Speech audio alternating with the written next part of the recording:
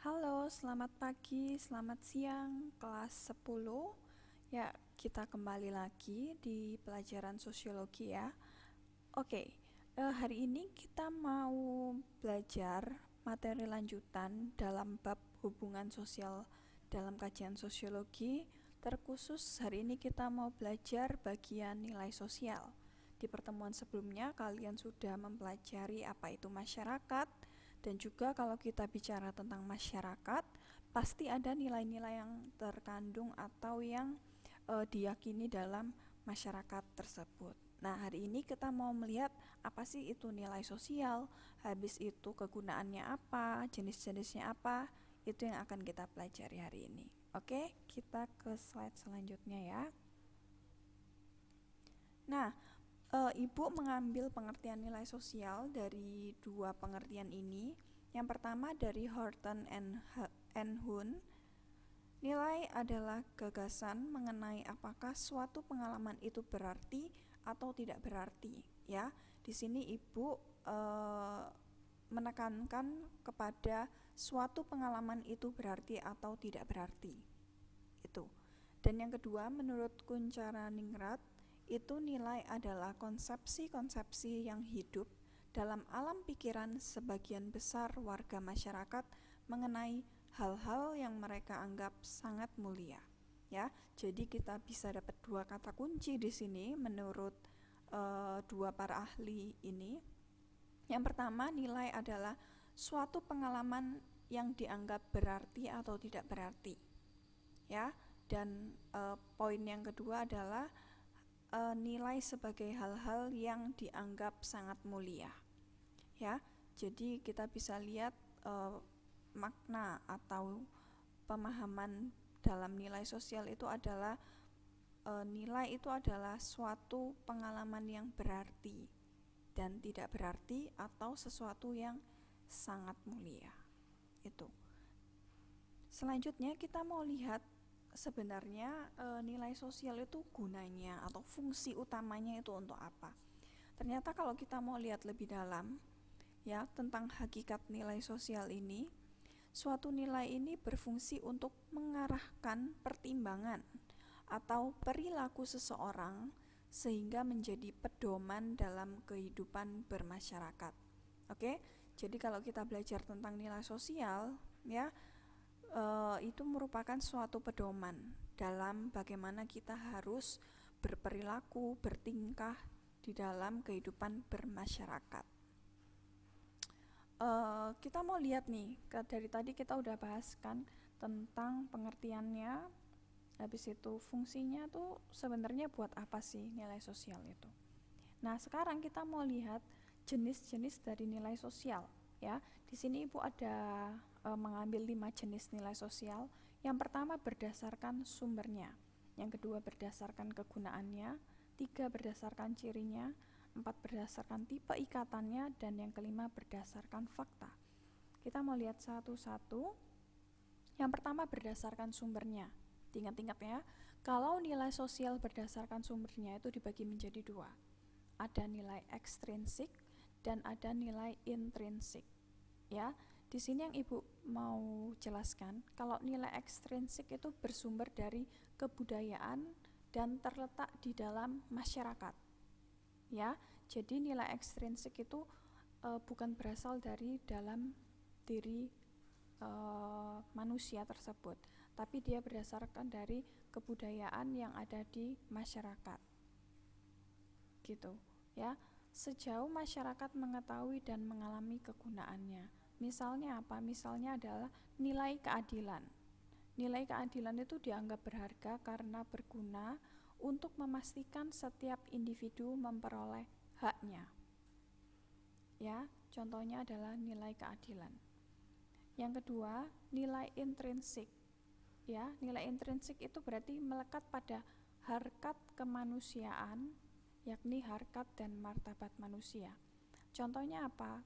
Contohnya adalah berbagai macam hak manusia. Ada hak hidup, hak untuk memeluk agama atau kepercayaan, hak untuk mendapat pendidikan, hak untuk hidup yang layak, dan sebagainya. Gitu ya. Jadi itulah bedanya ekstrinsik dan intrinsik gitu. Selanjutnya kita mau lihat berdasarkan kegunaannya. Ada nilai material, vital, dan nilai kerohanian. Di sini lebih mudah ya. Nilai material itu adalah segala sesuatu yang berguna bagi manusia dalam bentuk material ya. Material itu kan yang berharga ya, misalnya logam mulia, beras. Kalau kita tidak makan, padahal kebutuhan pokok manusia adalah sandang, pangan, dan papan ya. Jadi untuk dapat memenuhi kebutuhan pokok ini kita perlu apa aja gitu ya. Ada beras, ada uang ya. Logam mulia itu kan maksudnya bisa dijual untuk kita menukarkan dengan kebutuhan pokok kita. Lalu yang kedua ada nilai vital, segala sesuatu yang berguna bagi manusia untuk dapat hidup dan beraktivitas. Di sini Ibu kasih contohnya kesehatan ya. Kalau kalian tidak punya kesehatan, kalian akan sulit dalam beraktivitas gitu. Atau contoh lainnya di gambarnya itu ada jaket ya. Jadi kalau misalnya nih kalian hidup di dataran tinggi ya kan, yang mana musim dingin, ada suhunya lebih dingin di sana ya kan, suhunya lebih dingin di sana.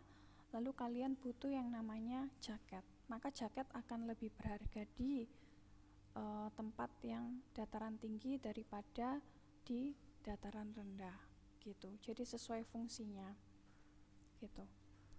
Yang ketiga adalah nilai kerohanian, yaitu segala sesuatu yang berguna bagi rohani manusia. Contohnya adalah nilai kenyataan atau kebenaran dan nilai keindahan gitu. Jadi selain ada nilai material dan nilai vital untuk membantu kehidupan manusia, itu pasti kita dari sisi kerohanian juga perlu menanamkan nilai kerohanian ya. Kenyataan atau kebenaran itu biasanya kita peroleh dari agama kita ya kan, ajaran-ajaran agama kita. Terus nilai keindahan, estetika ya. Selanjutnya berdasarkan cirinya ada dua, nilai dominan dan nilai mendarah daging. Nah, nilai dominan ini adalah nilai yang dianggap lebih penting daripada nilai lainnya. Nah, kalau nilai dominan ini sifatnya lebih bervariatif ya anak-anak ya. Misalnya nih Ibu kasih contoh, nilai dominan yang diterapkan di negara Amerika itu mereka biasanya menerapkan nilai-nilai prestasi yang diutamakan ya kan. Terus juga ilmu pengetahuan ya, mereka sangat mendorong kemajuan iptek. Habis itu mereka juga punya nilai kebebasan, ada individualisme itu. Sedangkan kalau di Indonesia nilai-nilai yang diterapkan lebih kepada religius ya kan, karena kita negara beragama, tradisi, karena kita punya banyak kebudayaan, gotong royong, keramahan, dan lain-lain. Itu nilai dominan, jadi sifatnya bervariatif gitu. Kalau nilai yang mendarah daging itu berarti yang sudah menjadi kepribadian dan kebiasaan, sehingga ketika seseorang melakukannya kadang tidak melalui proses berpikir atau pertimbangan lagi gitu ya. Di sini Ibu kasih contoh adalah mudik ya. Kalian pasti pernah dengar kata mudik. Mudik itu adalah ketika, biasanya ya terjadi ketika mau menjelang Idul Fitri ya kan, orang-orang banyak yang mudik ya kan. Itu adalah nilai yang mendarah daging di dalam masyarakat Indonesia gitu, atau pulang kampung. Mudik itu pulang kampung. Nah, sekarang Ibu punya aktivitas lain. Ini videonya sekitar 10 menit kan, kalian masih ada waktu, berarti sekitar 50 menit untuk yang pertama mencari jenis nilai sosial yang lain. Tadi kita sudah bahas ya, ada berdasarkan sumbernya, berdasarkan kegunaan, dan berdasarkan cirinya. Sekarang kita mau bahas berdasarkan tipe ikatannya dan berdasarkan fakta ya. Jadi silakan kalian boleh searching, tapi jangan lupa untuk mencantumkan sumber Jangan lupa juga diberikan masing-masing contohnya seperti yang sudah Ibu contohkan tadi. Misalnya tipe ikatan dibagi menjadi berapa, lalu berikan masing-masing contohnya. Ya, tulislah, boleh diketik, boleh ditulis tangan, lalu kalian kumpulkan di psikologi yang sudah Ibu sediakan. Kalau memang ada pertanyaan, silakan ditanyakan ke Ibu via line, ya. Jika memang sudah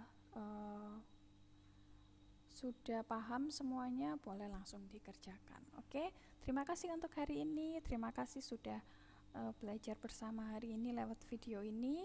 Nanti kita ketemu lagi di pertemuan selanjutnya. Bye bye semuanya.